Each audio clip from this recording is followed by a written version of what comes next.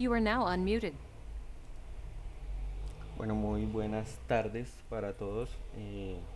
Días o noches, según la hora en la que estén viendo esta sesión. Para el día de hoy, pues siguiendo nuestro calendario académico, nuestro plan de formación, según cronograma, vamos a desarrollar el encuentro sincrónico referente al módulo 2. Precisamente en este módulo es donde analizamos el tema referente a lo que es el pensamiento geométrico y obviamente pues lo vamos relacionando de algún modo con nuestro campo de estudio. Entonces, siguiendo esa misma línea, traigo a discusión una teoría que es bien interesante, que es la teoría de Van Haley, no Van Halen, Van Haley, como está ahí en pantalla, y estaba muy dada pues para esa parte de lo que es el pensamiento geométrico, aunque esa teoría pues es más relacionada o está como enfocada hacia el tema de la didáctica y de la enseñanza, tiene muchas aplicaciones y al final pues quiero hacer un contraste con una serie de tecnologías que tenemos hoy en día que seguramente se nos van a hacer muy familiares. Al igual que hemos hecho con la sesión incrónica anterior, con la sesión incrónica del módulo 1, vamos a hacer una presentación referente al tema que estamos tratando y al final vamos a hablar un poco sobre las actividades que están pendientes para este módulo 2. O bueno, una de las actividades que ya pasó y una que está pendiente. Y son precisamente relacionadas con cómo nosotros interpretamos la geometría y su relación al momento de conducir o al momento de relacionarnos con el entorno dentro de cualquier vehículo. Entonces, bueno, vamos a comenzar. Igual voy a estar pendiente por si se van conectando para ver si hay preguntas. Igualmente, como hemos hecho anteriormente, siempre que hayan preguntas o inquietudes me las pueden escribir, puede ser ya de una manera asíncrona y mantenemos la comunicación. Entonces, esta teoría es propuesta por Pierre Van Healy y su esposa Dina. Bueno, ustedes saben que en esos primeros años de la década de, del siglo XX y bueno, antes de ese tiempo, era muy común que las esposas adoptaran el nombre de, o el apellido mejor de sus maridos. Entonces acá ocurre lo mismo, ¿no? Un poco apelando pues al tema del machismo, del patriarcado, que ha venido cambiando con el tiempo, pero aún pues hay bastantes comunidades que mantienen ese tipo de tradiciones o ese tipo de ideas. Entonces él y su esposa pues eran muy estudiosos referente a todo el tema de la didáctica y de la enseñanza. Entonces diseñaron esta teoría para fortalecer unas series de estrategias que apuntaban precisamente al tema de la enseñanza, de la parte geométrica y de la parte matemática. Entonces pues es bonito y es chévere ver que una pareja contribuyó mutuamente al desarrollo de esta teoría o de estas estrategias y que hoy en día aún se discuta sobre ello. Bueno, como les mencionaba, es útil sobre todo relacionado a cómo un estudiante o es más, niños desde sus primeras interacciones con su desempeño académico se tratan en este tipo de teorías y pues es aplicada más que todo a la didáctica y la enseñanza, pero tiene muchos puntos que no son útiles para nuestro campo de estudio, sobre todo en torno a lo que es la concepción del pensamiento espacial, dado pues todas esas ideas que ya hemos analizado en los contenidos que hemos visto a lo largo del desarrollo del curso. Entonces hay dos componentes iniciales que se tratan en esta teoría, pero al final digamos que se engloban en una serie de niveles, parecido un poco a lo que hablamos en la sesión anterior, en la que nos metíamos con el tema de algunos modelos establecidos en torno al pensamiento espacial. Bueno, acá ocurre algo muy similar. Y digamos que esto, aunque ya está más relacionado con el tema de la geometría y de todo el campo de las figuras, tienen algunos componentes o puntos de convergencia. Entonces, por eso pues yo digo que nos sirve en gran medida para nuestros temas de estudio. Entonces, la primer componente es una descripción de diferentes formas de razonamiento o pensamiento. Como les decía, esto pues está relacionado más que todo nada al estudio de la enseñanza. Entonces, a lo largo de esta presentación vamos a ver que se mantiene el tema de estudiantes, pero pues generalizando un poco ese concepto, está como muy específico para los estudiantes, pero yo creo que se relaciona a las personas en sí. Entonces, dado que son como todos esos patrones de comportamiento humano, pero pues acá lo vamos a hablar como si fuera directamente a los estudiantes.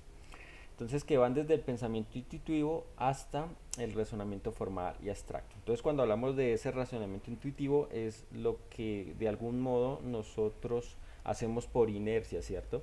Y formal ya es cuando metemos pues todas las acciones de pensamiento para desarrollar la acción determinada. Entonces, fíjense que en esta primera parte estamos hablando desde cosas muy generales hasta cosas particulares. Por eso decía pues que hay acciones que nosotros hacemos como por inercia. Entonces, piensen por ejemplo que si nos rasca alguna parte del cuerpo, muchas veces por inercia simplemente vamos y nos rascamos, pero no nos damos cuenta de lo que estamos haciendo. Digamos, es una acción que se hace intuitivamente.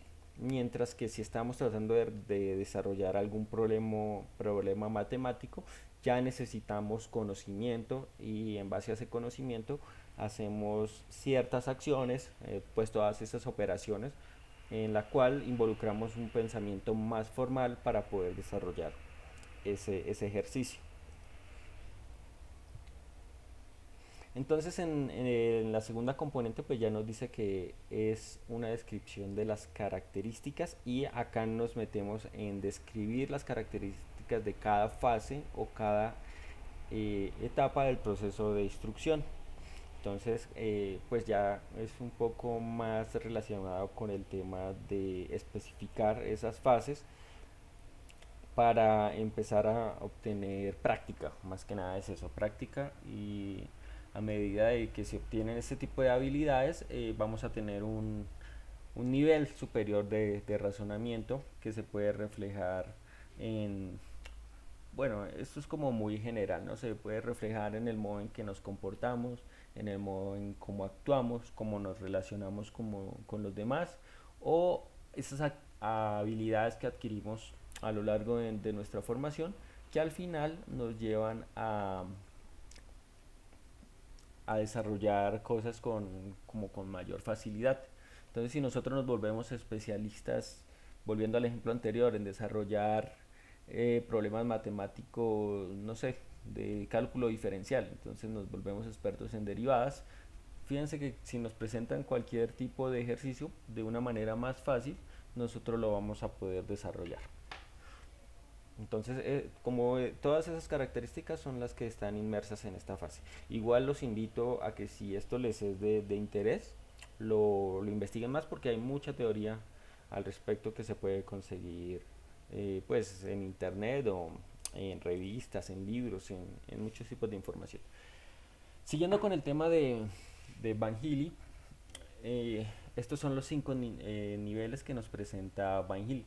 Dependiendo de el material de consulta que ustedes lean, a veces acá pues no aparece como tal nivel cero, sino directamente nivel uno, y no vamos hasta nivel 4 sino nivel 5. A ver, se coloca ese nivel cero más que nada porque digamos que de algún modo se sobreentiende que tiene que ser necesario el nivel de visualización, observación o de relación con el entorno para la ejecución de los siguientes niveles. Pero entonces por eso les digo que es como de una manera subjetiva, depende de donde ustedes estén consultando, van a encontrar una clasificación u otra. Bueno, eh, hay que decir que estos niveles también, como los vimos en los modelos anteriores, son establecidos de manera jerárquica. Entonces, es decir, que para que se dé el siguiente, se tuvo que haber superado el anterior. En esta figura está pues representado de abajo hacia arriba, pero bueno, ocurre lo mismo. Digamos que una jerarquía no necesariamente tiene que ser pues en forma de árbol, ¿cierto? De arriba hacia abajo. Una jerarquía se puede interpretar de distintas formas. Entonces ese es el primer nivel, o nivel cero, es el de visualización. Ojo que acá estamos hablando de los niveles de cómo entender el pensamiento geométrico. Y pues yo creo que todos tenemos una noción general de lo que es la geometría. Entonces pues es esa ciencia o ese campo de la matemática que analiza las formas y las figuras, etcétera, etcétera. Entonces partimos del nivel cero referente a la visualización, nivel uno análisis, nivel 2 clasificación, nivel 3 deducción y nivel 4 rigor. Entonces vamos como de una cosa muy simple a una cosa muy específica. Entonces en ese nivel de rigor ya es cuando de alguna manera pues somos como más expertos o tenemos mejor desarrollo y todo ese conocimiento que hemos adquirido pues nos da cierta maestría para interpretar y para entender el mundo. Entonces vamos a ir detallando cada uno de esos niveles con unas cuantas ideas principales y al final vamos a ver la relación con nuestro campo de estudio. Bueno, esto lo saqué de un artículo muy interesante. Si se les hace eh, si se les hace igual interesante el tema, pues me escriben y yo les envío el artículo y alguna documentación adicional.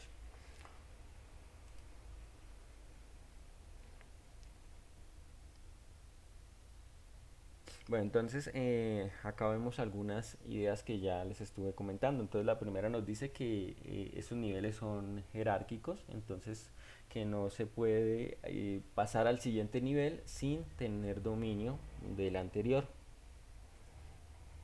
Entonces, entiéndase como completar un nivel o tener dominio de ese nivel al ser capaz de desarrollar los procesos de razonamiento que caracterizaron a ese nivel del cual estamos hablando.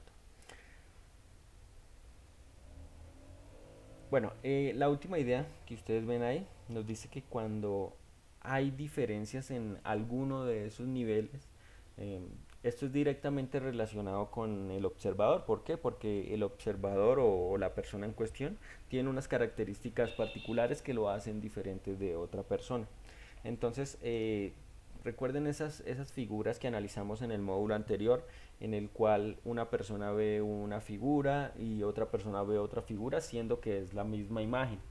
Entonces puede surgir como una dificultad concreta de entendimiento, dado a que la observación que hizo la otra persona difiere a la que observamos nosotros. Entonces eso nos lleva a cuestionarnos si nosotros estamos mal o si es la otra persona la que está mal. Fíjense en la figura que tenemos ahí en pantalla. Algunas personas ven un diamante, por ejemplo. Otras personas ven un cubo. Otras personas ven un cubo dentro de un cubo. O sea, están viendo dos cubos. Otras personas simplemente están viendo pues una serie ahí de rayados sin ninguna estructura. Entonces, a veces eso que opinan las otras personas nos pueden llevar a dudar de la observación que nosotros hicimos inicialmente. Y eso trae dificultades en torno a superar un nivel, dado a que puede ser que nosotros estemos mal y el otro esté bien, pero si nosotros estamos mal y el otro me hizo dudar, entonces yo pues ahí me genero de una vez una serie de obstáculos que me impiden, digamos, superar ese nivel. Entonces es como muy común que se presenten este tipo de situaciones. Adicional, no solamente esto se aplica para el campo de la geometría o del pensamiento espacial, sino pues en muchos otros campos se alcanza a observar este tipo de comportamientos.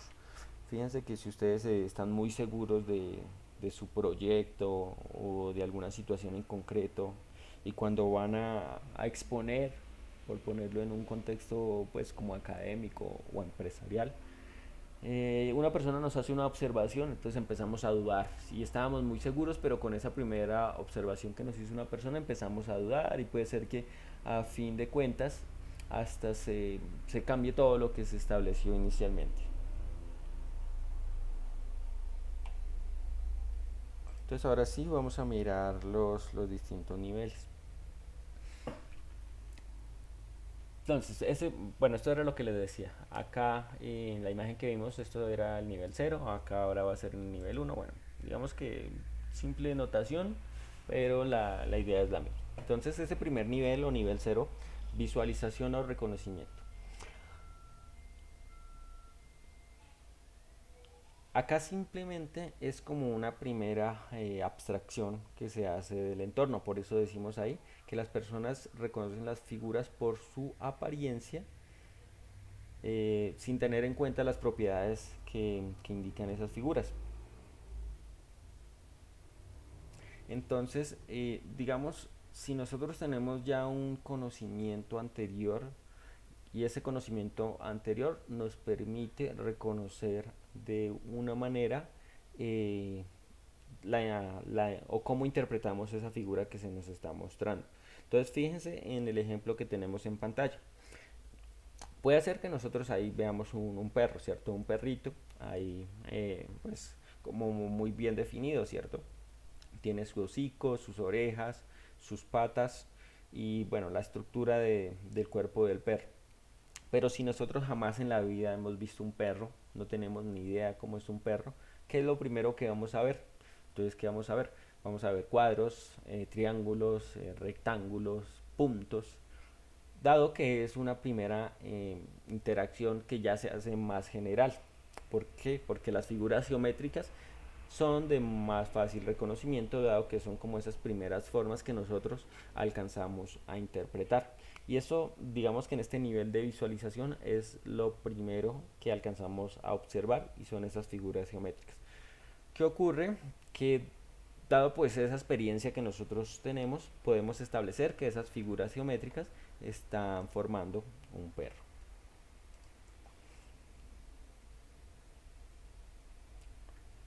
Bueno, aparte de esto, digamos que cómo están cohesionadas esas figuras o cómo están unidas, cómo están relacionadas, pues sirven para describir un poco de estructuras más complejas.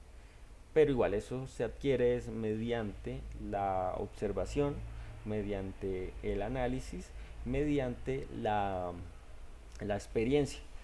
Fíjense en el robot que nosotros tenemos en pantalla. ¿Qué hubiese pasado si no nos hubieran dado las figuras así relacionadas como están?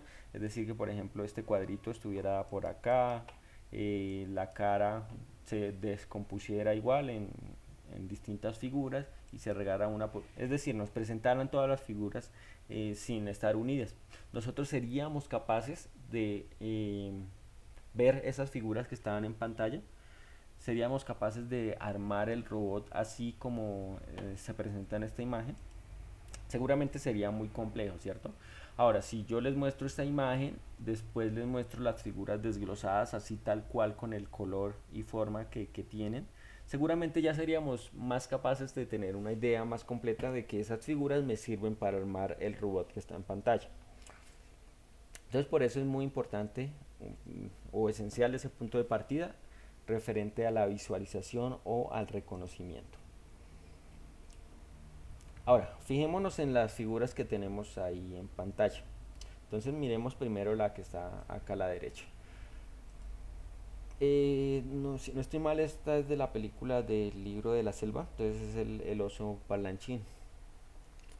Y en esta imagen se nos está mostrando la composición de la cara de ese oso.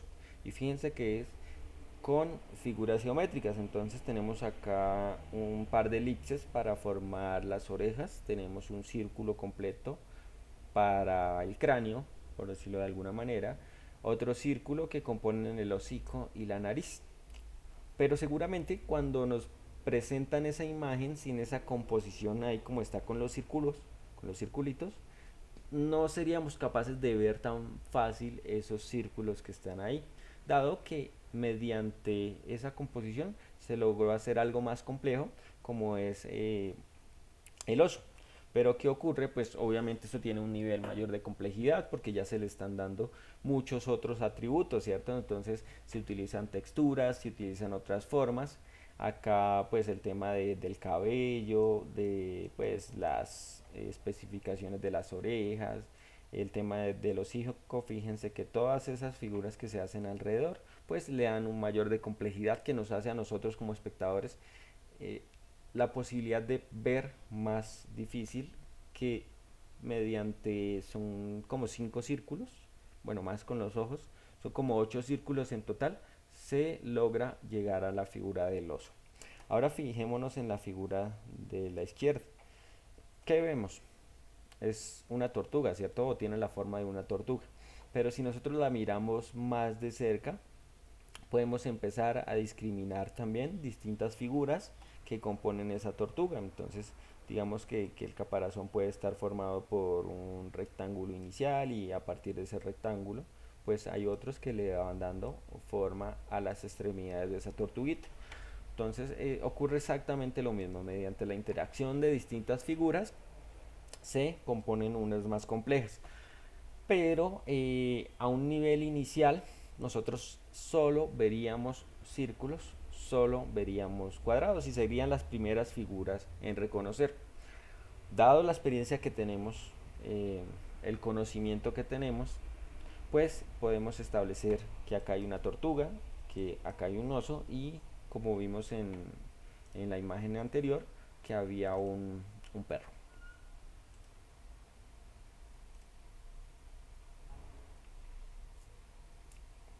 Bueno, ya pasando al nivel 2, o sea, vamos a pasar de simplemente figuras geométricas sencillas, círculos, triángulos, rectángulos, etcétera, a dar un poco más de complejidad. Y esa complejidad viene dando según las propiedades de esas figuras.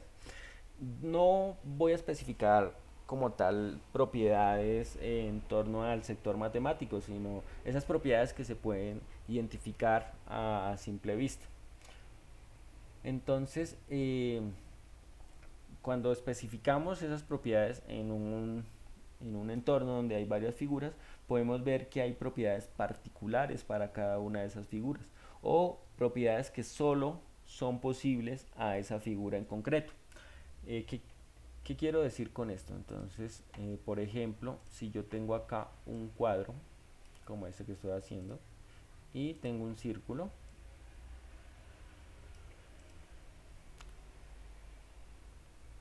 el cuadro tiene propiedades que solamente le aplican al cuadro.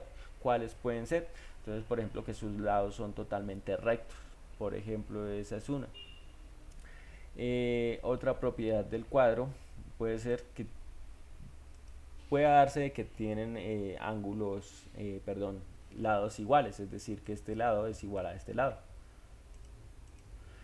Pero si yo trato de esas propiedades que establecí para el cuadro relacionárselas al círculo, se me va a hacer muy complejo porque el círculo tiene sus propiedades particulares. Entonces, ¿cuáles son esas particulares? Pues por ejemplo que tiene un radio, ¿cierto? O por ejemplo que tiene un diámetro, etcétera, etcétera. Ahora cuando yo tengo una composición completa de figuras como la que estamos viendo ahí, hay propiedades que se pueden presentar y que yo puedo asemejar según esas primeras observaciones que se realizan. Entonces, una de ellas, ¿cuál puede ser? Entonces, si yo sé, por ejemplo, el concepto de perpendicularidad, el concepto de paralelo, el concepto de distribución uniforme, bueno, etcétera, etcétera. Yo puedo establecer que el ángulo presente en esta esquina es el mismo ángulo que está en esta esquina. ¿Por qué? Porque la figura me permite a mí establecer que las dos líneas horizontales son perpendiculares y que las dos líneas verticales son perpendiculares. Por eso la formación de esa figura, dada mi experiencia, se establece que tienen el mismo ángulo o que conforman el mismo ángulo. Entonces por eso pues ahí está señalado pues esos angulitos. Y ya si lo llevamos pues a un sector o a un entorno matemático, seguramente vamos a descubrir que, o un sector práctico, ¿no? Si nosotros montamos nuestra figura, seguramente vamos a descubrir que eso que estamos infiriendo pues es real y de verdad tienen el mismo ángulo. Entonces acá ya vamos un poco más a poder especificar las propiedades de esas figuras. Pasamos al siguiente nivel. Este nivel se denomina como el nivel de ordenación, clasificación y abstracción. Seguimos, entonces nosotros seguimos avanzando en nuestro campo de estudio, en nuestro campo de análisis, y eso nos lleva a tener capacidad de denotar propiedades concretas de los objetos. ¿Qué propiedades? Por ejemplo, si yo miro este primer triángulo que está acá, soy capaz de decir que es un triángulo equilátero. ¿Por qué? Porque si hago la comparación soy capaz de ver sin necesidad de hacer un cálculo o sin necesidad de ponerme a medir como tal, que todos los lados son iguales, ¿cierto? Y más fácil aún, si yo tengo las tres figuras como estoy mostrando acá, soy capaz de ver que este tiene los tres lados iguales, pero este tiene solamente dos lados iguales, ¿cierto? En la base pues ya va a ser diferente a los otros dos, mientras que el último los lados no son iguales, son completamente diferentes. Entonces fíjense que ya empezamos también a poder organizar la información y en base a esa organización empezamos a extraer, ¿cierto? Entonces esa abstracción en que estuvo, en poder decir que este es diferente a este y que esos dos son diferentes a este último, ya podemos clasificar. Entonces las ideas que acá presentamos, se está en la capacidad de interrelacionar lógicamente propiedades de los conceptos, construyendo o siguiendo argumentos informales. Entonces esas propiedades, un poco relacionadas con lo que ya hablábamos, este triángulo es muy diferente a este y se nota simplemente con la observación. Pero si estuviéramos todavía en el primer nivel, seguramente, pues, ¿con qué nos quedaríamos? Simplemente acá hay un triángulo, acá hay un triángulo, acá hay un triángulo, ¿cierto? Ya cuando vamos escalando niveles, ya podemos establecer características particulares para esos triángulos. Entonces, este es un triángulo equilátero. Eh, no recuerdo cómo se llama el de los dos lados. Este es un triángulo escaleno que tiene tres lados diferentes, etcétera, etcétera.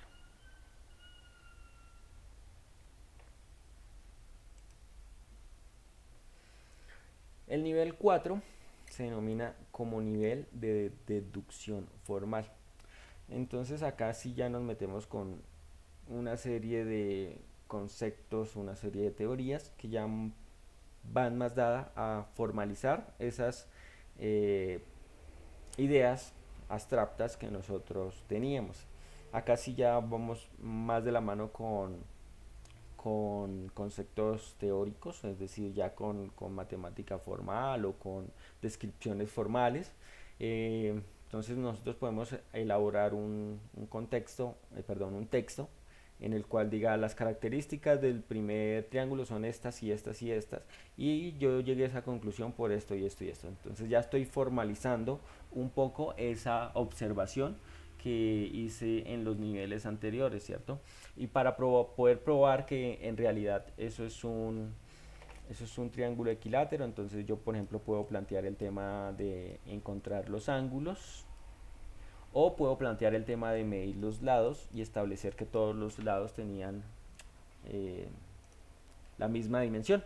Entonces ya cuando formalizo esa observación que había hecho y eh, ese esa organización, esa clasificación y finalmente esa deducción es cuando entramos a ese nivel 4.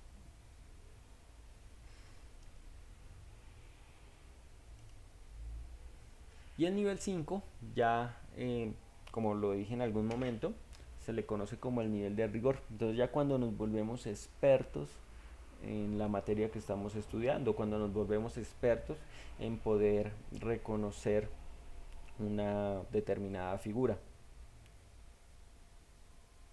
Entonces, dentro de las ideas que se presentan acá, un poco dado por toda esa experiencia que adquirimos y otro poco dado también por la práctica como tal, llegamos a realizar lo que se conocen como deducciones abstractas según ese razonamiento geométrico. Entonces, fíjense en la segunda idea que dice: el estudiante es capaz de realizar deducciones abstractas. El razonamiento geométrico en este nivel es bastante abstracto y no necesariamente involucra el uso de modelos pictóricos eh, o concretos. Por eso traje la imagen que ustedes están viendo a colación. Cuando nosotros tenemos esa práctica de haber conducido durante una cantidad completa de, de años o de tiempo, vamos manejando, tenemos la capacidad de poder relacionarnos con el entorno sin que lo veamos concretamente como una definición geométrica. Es decir, fíjense en la imagen y yo voy conduciendo normalmente. Si yo llevo esto a un nivel geométrico, entonces vería toda la interacción de la imagen a partir de figuras geométricas. Es decir, que acá vería, por ejemplo, un cuadro. Acá pues vería elipses para las llantas. Acá los de los indicadores pues también los vería como cuadros. Por ejemplo, los arbustos los puedo ver como elipses también o como rectángulos. Adelante pues vería otro cuadro. Acá estoy viendo un círculo que me indica pues la carretera. Acá estaría viendo otro, bueno, no un círculo completo, un semicírculo. Y bueno, empezaría a especificar todo mi entorno a partir de figuras geométricas, pero no necesariamente lo vamos a hacer así, o no comúnmente lo vamos a hacer así, porque ya tenemos una cierta maestría, entre comillas, de cómo relacionarnos con el entorno sin necesidad de verlo todo de manera geométrica.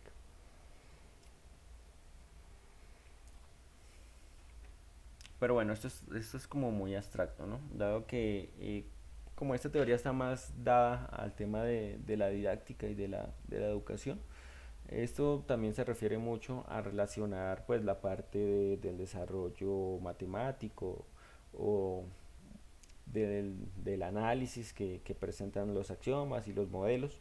Pero bueno, lo quería llevar como a ese contraste referente a ese entorno de la conducción. Y eso era lo que quería llegar. Entonces,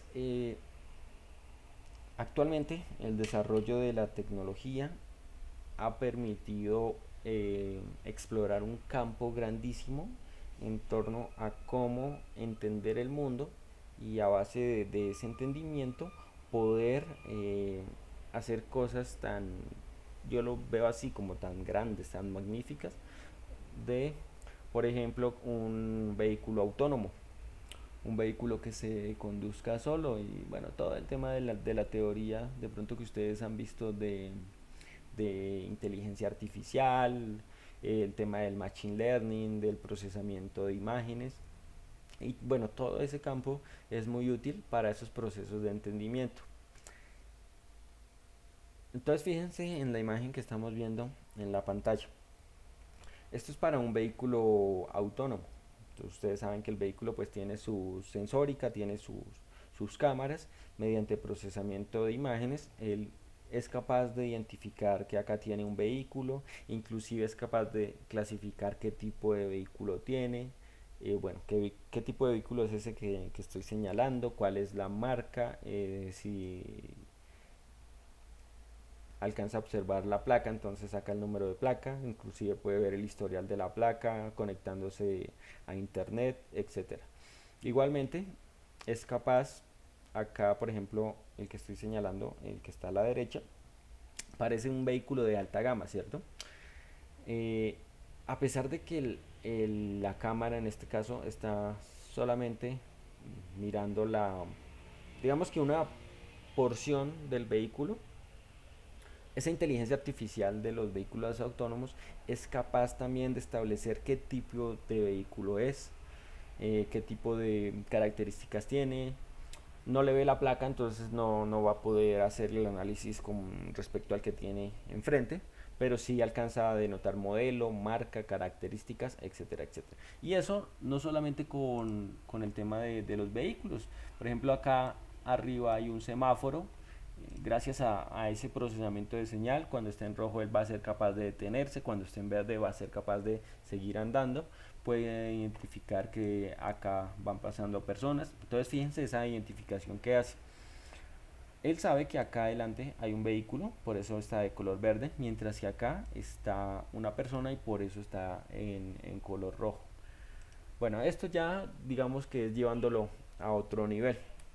Pero fíjense que esa inteligencia artificial, bueno, no toda, pero sí mucha, se basa en el análisis el- de la geometría para poder hacer sus acciones de control.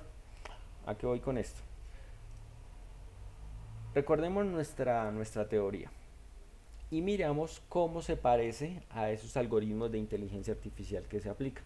Vuelvo a decir, no todos, hay otros que utilizan otros métodos, pero sí hay muchos que basan su accionar tratando de imitar el comportamiento de los seres humanos o tratando de imitar el pensamiento de los seres humanos. Entonces, primer análisis. Bueno, primer nivel, que sería el nivel de visualización. ¿Cómo lo entendería un vehículo autónomo? Entonces, igual tiene su camarita mediante esa captación de imágenes le sirven pues para definir ese primer nivel que sería visualizar, observar qué ocurre a su alrededor y no necesariamente tiene que ser una cámara. Entonces fíjense que un vehículo puede tener, por ejemplo, como el que estamos viendo en pantalla, puede tener sensores de proximidad que le indican, pues por ejemplo en este caso que adelante está libre, que a la izquierda en este caso, bueno, la dirección del vehículo es esta, ¿no? Bueno, en este caso que hacia este lado, que sería la izquierda del vehículo, está libre. Él podría hacer una maniobra para pasar a este lado, pero debe tener cuidado porque viene otro vehículo en ese carril. Y mediante los sensores, pues él es capaz de poder establecer eso. Listo, a eso voy. Observación, primero, o visualización. Luego pasemos al nivel uno que sería el nivel de análisis. Entonces exactamente esa idea me sirve. Fíjense que él ve mediante sus sensores que este espacio está libre, ¿cierto? Pero tiene que hacer un análisis para poder determinar si es seguro pasar hacia ese carril o dado que viene otro vehículo detrás, es mejor no hacerlo, ¿cierto? Entonces, fíjense que se parece mucho a ese pensamiento que ya definimos de las personas, pero ahora aplicado al tema de la inteligencia artificial. Clasificación, un poco de lo que hablamos en esta imagen. Entonces acá clasifico que esto es un vehículo, que esto es un vehículo, que esto es un vehículo, pero ojo, acá hay una persona, acá hay otra persona, acá hay personas, todo esto son personas, acá hay otro objeto, seguramente él está identificando que al fondo pues hay otra vía en la cual puede moverse también, etcétera, etcétera. Entonces de eso lo podemos ver así, ¿cierto? Está clasificando los objetos que están en su entorno. Siguiente nivel, deducción. Ahora, mirándolo acá con el tema de la inteligencia artificial, también está pues muy dado a esa acción que él puede ejercer. Volviendo acá, ¿será que es seguro cruzar? Él deduce sí o no. Si sí, seguramente va a ser la acción. Si no, pues va a seguir por su carril hasta encontrar una mejor oportunidad. O bueno, puede ser que esa ruta no le sirva, pero fíjense que acá tiene otra opción. Pero ¿qué pasa? Que este vehículo está más adelantado que este. Entonces, ¿qué le conviene más? Si él necesita cruzar, irse a este lado donde tiene un poco más de margen o un poco más de espacio, o irse a este lado donde el margen y el espacio va a ser menor. Entonces, ¿qué creen ustedes que haría el vehículo? Recordemos que es un vehículo autónomo. Seguramente si cruza a este carril va a ocasionar un accidente, ¿cierto? Si cruza a este otro carril, no va a ocasionar un accidente, pero seguramente el conductor de atrás pues se va a enojar. Bueno, eso dependiendo del sector. Entonces a eso va con respecto a la deducción, cómo él toma decisiones, ¿cierto? Y ya el nivel 4 ya sería cuando es un vehículo experto, cuando ya sabe cuál ruta es mejor. Él puede, por ejemplo, establecer que este es un vehículo de tal marca que tiene mayor aceleración y este es de otra marca que tiene menor aceleración. Entonces, o viceversa. Entonces, él necesariamente tiene que cruzar hacia este lado, ¿cierto? Reconoce la marca y las características de ese vehículo y puede establecer que según su aceleración y la velocidad que lleve, si él cruza, este vehículo por esas características de aceleración y velocidad no va a ser capaz de alcanzarlo. Es decir, que no habría riesgo de que hubiera accidente. Bueno, no necesariamente es así, simplemente pues estoy colocando un ejemplo. Pero esa maestría o esa complejidad de algoritmos que tiene lo llevan a que tome la decisión de que si necesariamente tiene que cruzar por este lado, sabiendo las características de ese vehículo lo va a hacer, porque sabe que no va a ocasionar ningún accidente. Entonces, digamos que ahí se ven reflejados todo este tema de cómo se relacionan esas teorías ya al tema de la inteligencia artificial. Entonces, bueno, quería hablar un poquito sobre esa parte, pues me parece bien interesante. Listo, eso era lo que quería comentarles respecto a esta teoría de Van Halen. Eh, Igual, si hay alguna duda, si quieren saber más al respecto, me escriben y yo estoy ahí pendiente para responder las preguntas. Bueno, yéndonos un poquito al tema de las actividades antes de finalizar.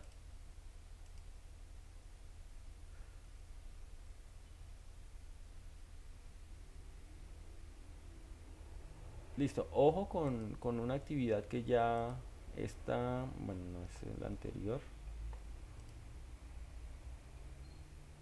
Esta actividad, ya la fecha está pasada, pero igual necesito que la hagan para que no les queden las actividades sin presentar, porque ya casi nos acercamos al final.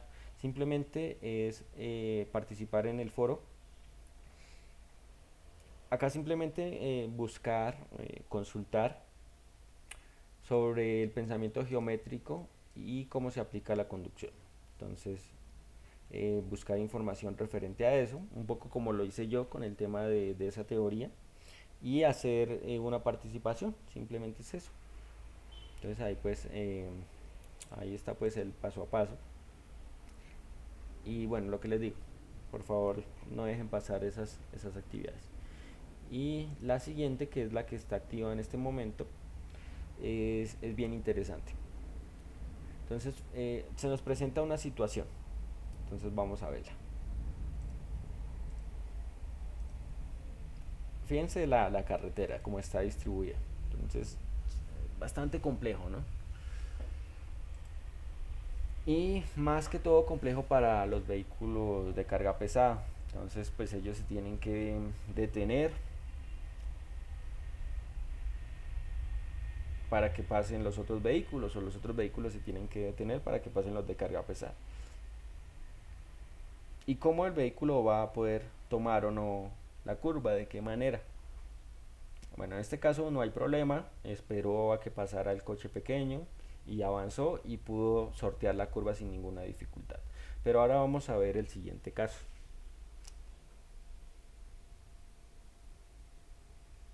Listo, entonces fíjense que viene subiendo como un bus, ¿cierto? Listo, ahí se detiene un vehículo que también es bastante grande, pero fíjense el que va bajando. Creo que es un camión, ¿cierto? Y es bastante grande. Y fíjense lo que va a pasar ahora.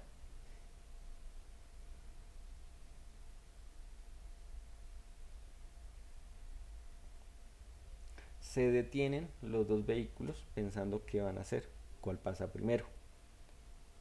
Entonces, este es digamos que el análisis que ustedes tienen que hacer ahí. ¿De qué manera pueden pasar los vehículos? Acá pues ya se nos presenta una solución, ¿cierto? pero seguramente hay otras soluciones un poco más óptimas de cómo los dos vehículos sortean la situación. Entonces, fijémonos en lo que va a pasar.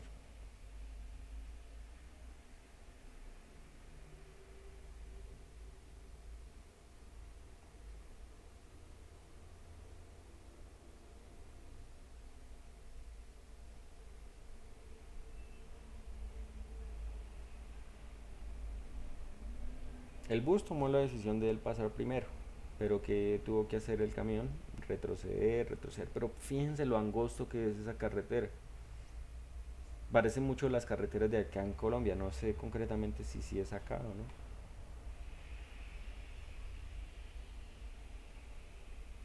Y buscando el espacio en donde se abriera más la carretera para que pudiera pasar el tractocamión y avanzar el bus. O sea, como les digo, hay otras soluciones más óptimas para que pudieran pasar los vehículos. Entonces la tarea de ustedes es describir cuáles son esas posibles soluciones.